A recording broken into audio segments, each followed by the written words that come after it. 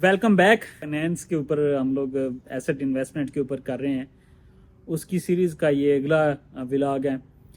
तो अगली जो चीज़ है वो है ETF। आज की जो वीडियो है वो इस चीज़ पे है कि ETF क्या होता है और उसको किस तरह से आप खरीद सकते हैं।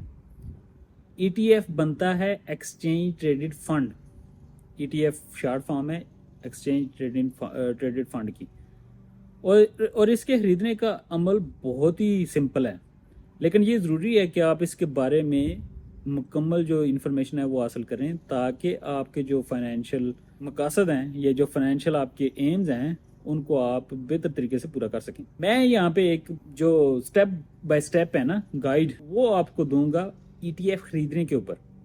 और अगर आपका ETFs के बारे में कोई भी सवाल है तो मुझे आप एक मैसेज भेज दें या आप कमेंट कर दें इस वीडियो के नीचे, और मैं आप हाज़िर हो जाऊंगा। मैं इंशाल्लाह उसके बारे में जितना भी मुझे मालूम है वो सारी की सारी इन्फॉर्मेशन मैं आपको दे सकूंगा। तो ETF है क्या? ETF एक किस्म के वो जो इन्वेस्टमेंट है उसका एक फ़ंड होता है जो कि स्टॉक मार्केट में ट्रेड होता है, और ये म्यूचुअल फंड की तरह नहीं होता। ये मैं अलग वीडियो बनाऊंगा म्यूचुअल फंड क्या होता है और ETF क्या होता है। ये बाकायदा एक एसेट की तरह, एक स्टॉक की तरह इसका शुरू होता है। स्टॉक मार्केट जब ओपन होती है और जब एंड होती है तो इसका वो डे एंड होता है। बाकायदा एक एप्पल का जिस तरह स्टॉक है उस तरह ETF जो S&P 500 का है, उसका आपका उतार चढ़ाव पूरा दिन आप देख सकते हैं कि किस तरह से ऊपर जा रहा है या नीचे जा रहा है। और आम तौर पे ये जो ETFs हैं ये मुख्तलिफ़ किस्म के जो इंडस्ट्रीज़ होती हैं उनको कंबाइन करके बनाया जाता है। उसमें स्टॉक्स भी हो सकते हैं, बॉन्ड्स भी हो सकते हैं, या फिर वो आपके जो ग्रासेस वगैरह की शॉप्स के होते हैं उनके भी हो सकते हैं। कोल्स वगैरह हो गया, वुलवर्थ हो गया, या कॉस्टको टाइप के जो हो गए, वो भी इसमें शामिल होते हैं शेयर्स। और ये इंडेक्स फंड्स की तरह होते हैं, लेकिन स्टॉक्स की तरह खरीदे और बेचे जाते हैं। दूसरा, रिसर्च और सिलेक्शन। मैं हमेशा ETF की क्वांटिटी अपने पोर्टफोलियो में 5 से ज़्यादा नहीं रखता।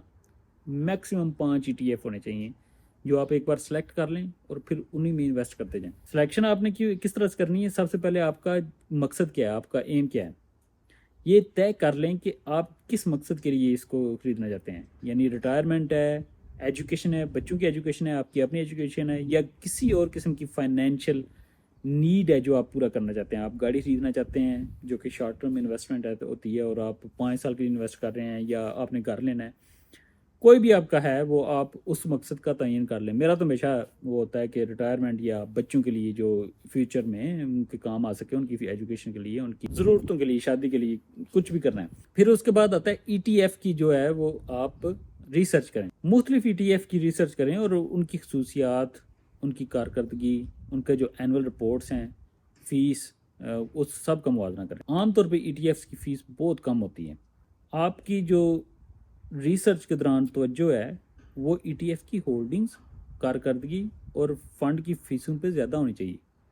होल्डिंग्स वो एक टैब बना होता है, उसके ऊपर आप क्लिक करेंगे, आपको पता चल जाएगा कि इस ETF फंड में कौन कौन सी होल्डिंग्स होती है। फिर उसके बाद आता है सेक्टर्स, कि आप किस सेक्टर्स या इंडेक्स में इन्वेस्ट करना चाहते हैं। आप ये डिसीजन ले रहे हैं कि आपने किसी एक सेक्टर में करना है या इंडेक्स में करना है या ओवरऑल मार्केट में करना है। खास मिसाल के तौर पर कुछ जो ETFs हैं वो टेक्नोलॉजी के शोबे में सरमायाकारी करते हैं, जबकि दूसरे जो हैं वो ओवरऑल इंटरनेशनल मार्केट्स में करते हैं, यानी अमेरिका की मार्केट में, नैस्डैक की मार्केट में, इंडिया की निफ्टी 50 में, किसी में भी। फिर है ब्रोकरेज अकाउंट खोलें, ब्रोकर का इंतखाब करें। ब्रोकर का इंतखाब हमेशा उस ब्रोकर कर करें जो कि वेल नाउन है।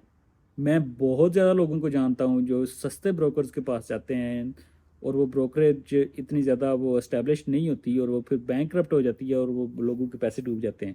हमेशा ऐसी ब्रोकरेज के पास जाएं जो कि बहुत बड़ी है और प्लेटफॉर्म बड़ा है, ताकि उसके जो रिस्क है ना कि ब्रोकरेज ही ना बैठ जाए, वो बहुत कम हो।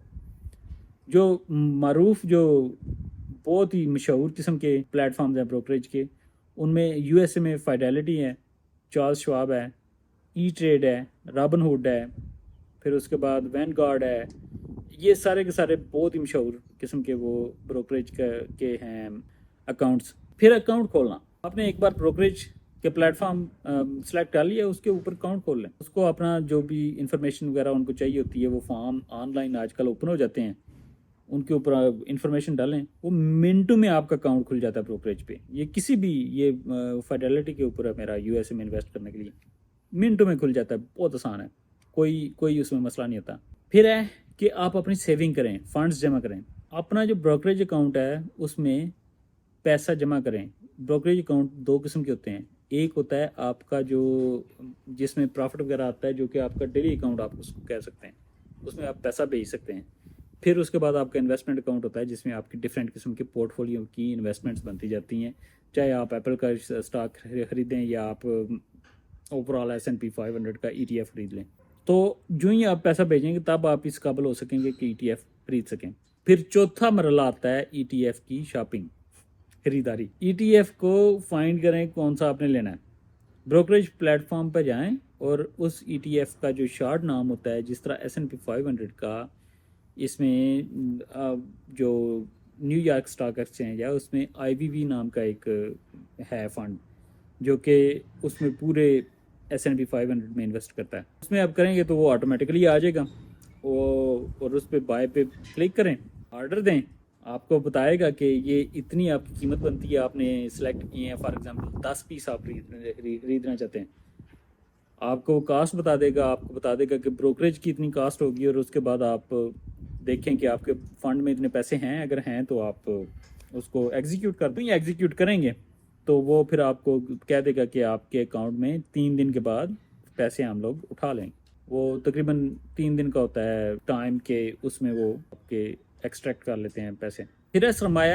پانچواں ہے کہ انویسٹمنٹ کی نگرانی کریں، اس کا جائزہ لیتے رہیں، باقاعدگی سے مانیٹر کریں، اور جو آپ کی اپنی جو فائنینشیل نیڈ ہے، یعنی آپ نے 5 سال کے لیے انویسٹ کیا ہے، میں ہمیشہ چاہتا ہوں کہ آپ ایٹ لیسٹ 20 یا 30 سال کے لیے انویسٹ کریں کہ آپ کے بچوں کو جائے، آپ خود کو اس کی ضرورت نہ ہی پڑے تو بہتر ہے.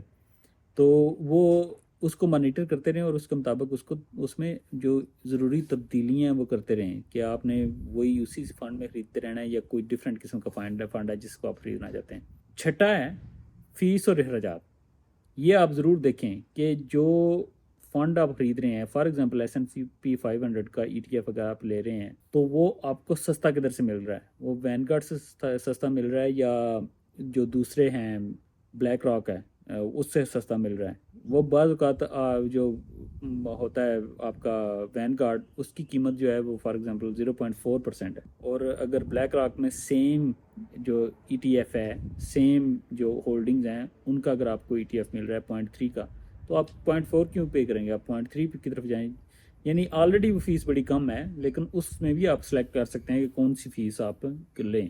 اور جو بھی آپ بروکریج اکاؤنٹ آپ نے کھولا ہوگا اس میں وہ سارے کے سارے آ رہے ہوں گے، کیونکہ وہ ASX 200 پہ بھی رجسٹرڈ ہیں، نیو یارک اسٹاک ایکسچینج میں بھی رجسٹرڈ ہیں، اور اسی طرح انڈیا، پاکستان، بنگلہ دیش، جدھر بھی آپ کرنا چاہیں وہ سارے کے سارے جگہ پہ رجسٹرڈ ہیں.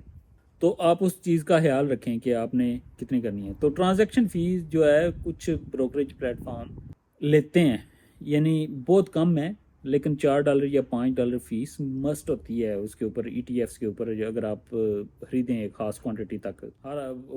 خاص طور پہ یہ آپ دیکھ لیں کہ آسٹریلیا میں فار ایگزامپل اگر آپ کامن ویلتھ بینک کے بروکریج اکاؤنٹ پہ ہیں تو وہ آپ سے $5 لیتے ہیں اپ ٹو $1,000 انویسٹنگ، چاہے وہ آپ سٹاکس میں کریں، چاہے آپ اس میں کریں ETFs میں.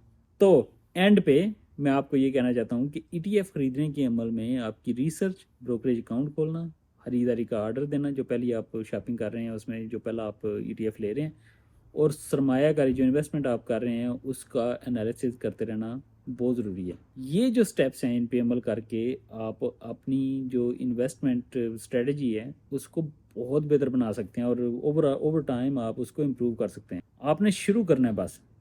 جب آپ ایک بار شروع کر لیں گے پھر اس کے بعد اوور ٹائم آپ آہستہ آہستہ اس کا نالج بھی آپ کو آتا جائے گا، اور آپ امپروو بھی ہوتے جائیں گے، اور آپ انشاءاللہ اپنے جتنے بھی آپ کے فائنینشیل گولز ہیں وہ سارے کے سارے آپ حاصل کر سکتے ہیں انشاءاللہ. تو thank you so much for watching, اور اپنا خیال رکھیں. اللہ حافظ، بائے.